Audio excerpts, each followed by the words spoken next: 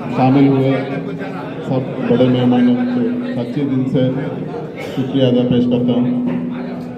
ఈరోజు ఇక్కడ ఉండే వాళ్ళందరూ కూడా ఈ పుణ్య రంజాన్ మాసంలో ఎంతో పవిత్రంగా అందరూ కూడా ఈరోజు రోజా పెట్టి అందరూ కూడా రోజా ముగించే సమయంలో మీతో అందరితో మాట్లాడడం చాలా సంతోషంగా ఉంది.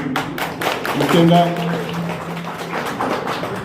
నాకేదో ఇక్కడికి వచ్చి ఏదో రాజకీయంగా వచ్చినట్లు లేదు, మన సొంత ఇంటికి మన కుటుంబ సభ్యులతో మాట్లాడినంత సంతోషంగా ఉంది. ఇంకా ఉంటే పార్లమెంట్ సమావేశాలు జరుగుతున్నా కూడా ఈరోజు వచ్చింది కేవలం మనందరినీ కూడా కలుపుకొని అందరితో కూడా మాట్లాడని ఈరోజు రావడం జరిగింది. ఇఫ్తార్ విందు కూడా రావడం జరిగింది. అదేవిధంగా ఏ సమస్య వచ్చినా, మీకు ఏ ఇబ్బంది వచ్చినా కూడా ఎల్లప్పుడూ మేము ఉంటాము. మీరు ధైర్యంగా రావచ్చు, ఎప్పుడైనా రావచ్చు. ఏ అర్ధరాత్రి వచ్చినా కూడా మీకు పని చేసి పెట్టి పంపిస్తామని చెప్పి కూడా ఈరోజు మీకు తెలియజేస్తాము. ఇంకా కూడా ఇవన్నీ పనులన్నీ కూడా దేవుడు అనుకూలిస్తే ఇంకా మంచి పెద్ద పెద్ద పనులన్నీ కూడా జరుగుతాయి.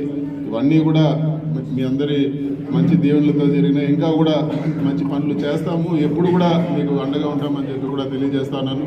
మీరు చేసిన సహాయాన్ని ఎప్పుడు కూడా మనసులో పెట్టుకుంటాం, ఎప్పుడు కూడా మర్చిపోమని చెప్పి కూడా మీకు అందరికీ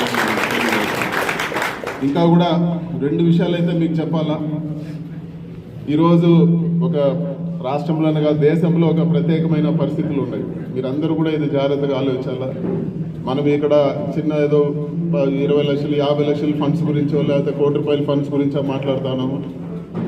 వైఎస్ఆర్సీపీ పార్టీ గట్టిగా మీరందరూ కూడా చూసింటారు, వక్ఫ్ బోర్డు భూములు అన్యాక్రాంతం కాకుండా ఉండాలని చెప్పి గట్టిగా వైఎస్ఆర్ కాంగ్రెస్ పార్టీ గట్టిగా నిలబడింది.